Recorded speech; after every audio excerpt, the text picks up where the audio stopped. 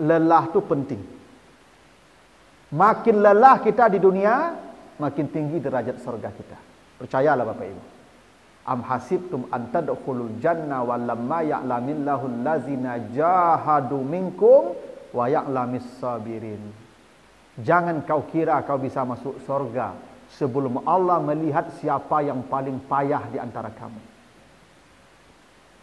Kepayahan itulah yang membuat kita sukses. Nasab, payah. Memang berpayah-payah di dunia aku, Bapak Ibu. Itu makanya kata Allah, laqad khalaqnal insana fi kabad. Memang manusia diciptakan untuk berpayah-payah.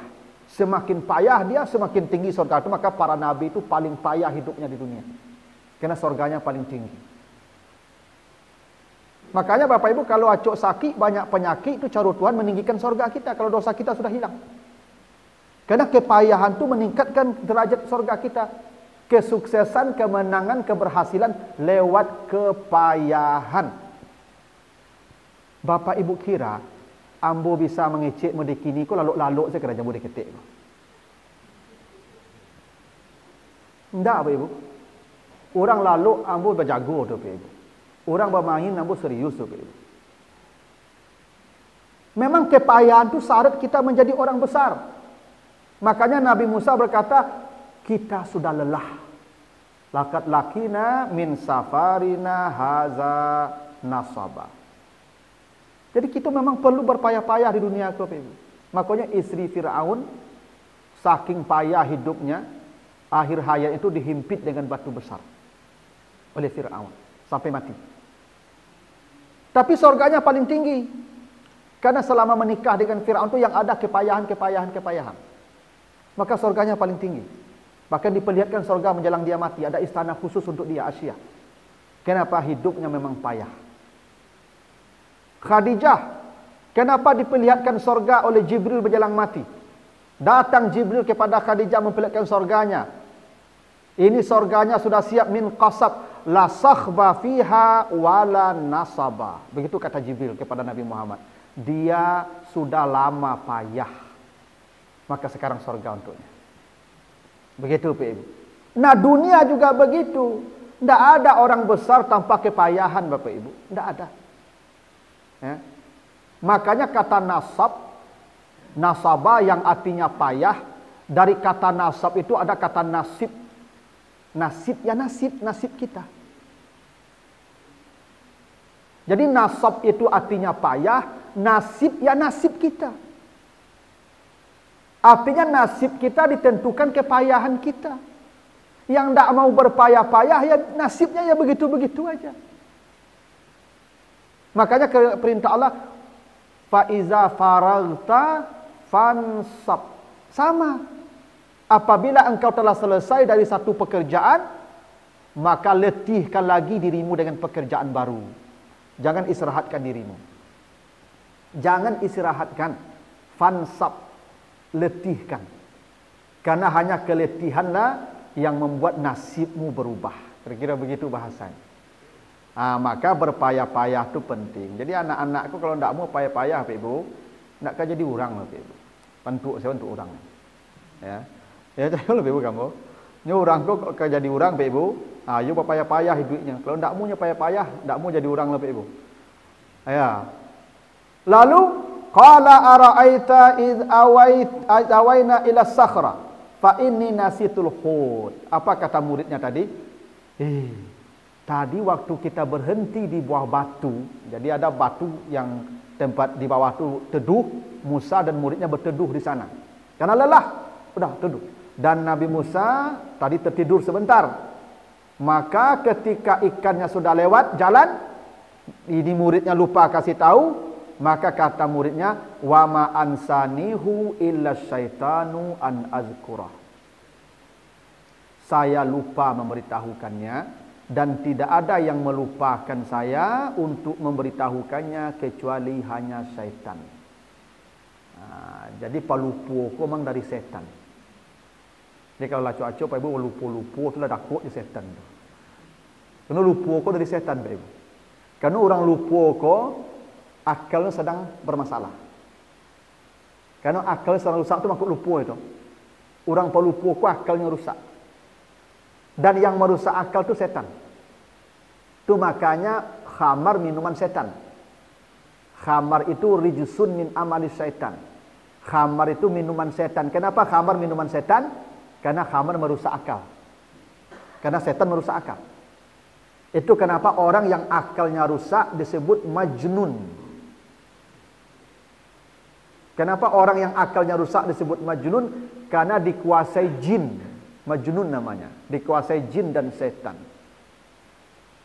Itu makanya orang gilo tu nya takut juai. Ya, karena sedang dikuasai setan jin, karena setan dari jin, dari api, jin setan dari api. Makanya orang pikun sama dengan orang gila. Sama-sama dikuasai jin dan setan. Itu maka orang pikun takut mandi. Ciri orang pikun takut mandi. Itu ciri orang pikun.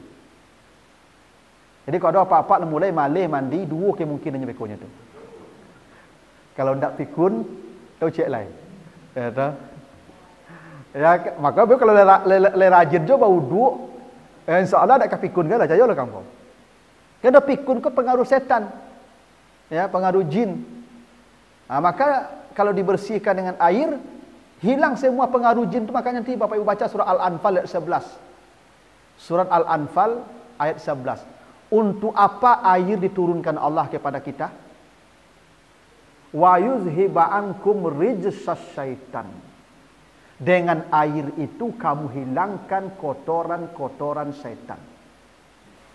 Makanya hilang akal, hilang pangana, junun, pikun, itu semua kotoran setan, maka air obatnya.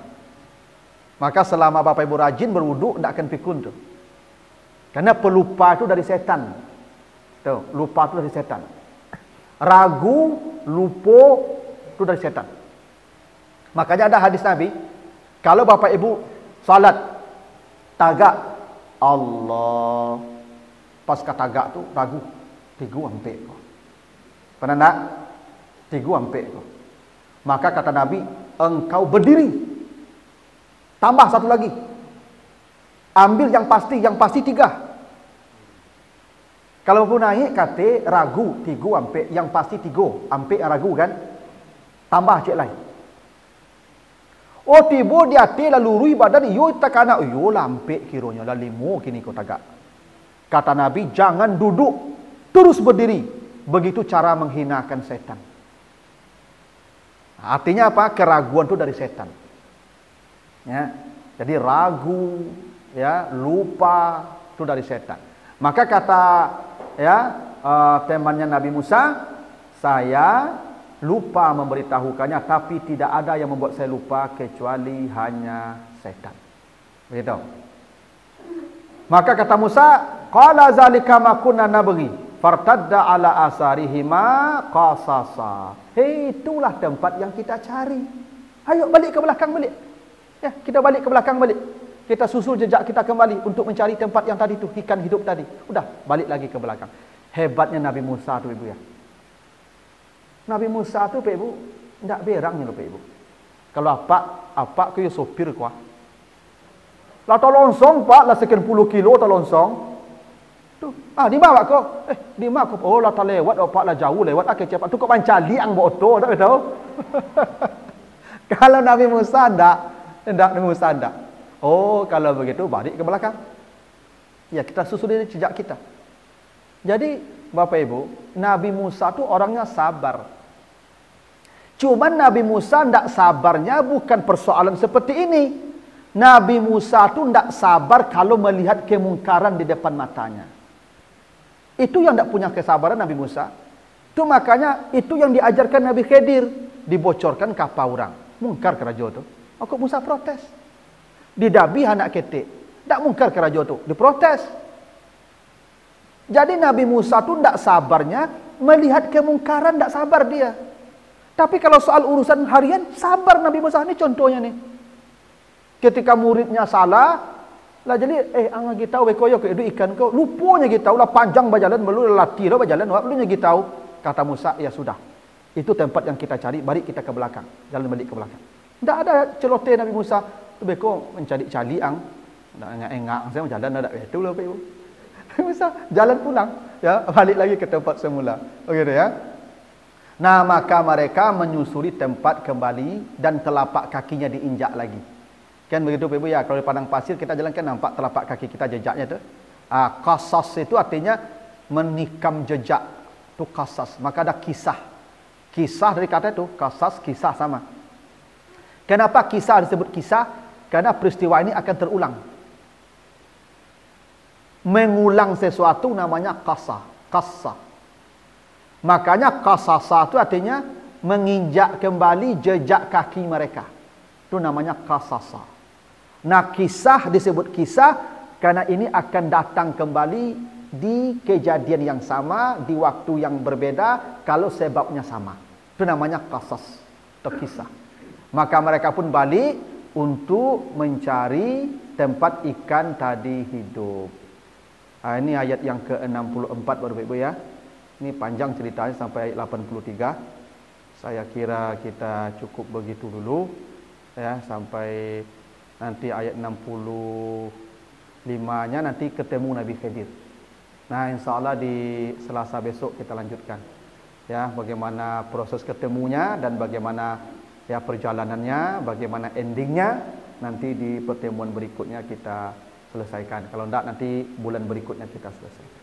Nah, begitulah di antara pelajarannya dulu Ibu ya, yang bisa kita petik dari kisah perjalanan Nabi Musa belajar kepada Nabi Khidir. Ya, tapi ibu apa-apa jangan suruh-suruh apa mencari ambo, kalau bukan turun ambo cari mari. Yang penting kok tibu ambo jangan pulang. Dah duduk situ tu. Begitulah dulu Bapak Ibu, mudah-mudahan ada manfaatnya. Lebih kurang mohon maaf. Subhanakallahumma wa bihamdika, asyhadu an la ilaha illa anta, astaghfiruka wa atubu ilaika. Assalamualaikum warahmatullahi wabarakatuh.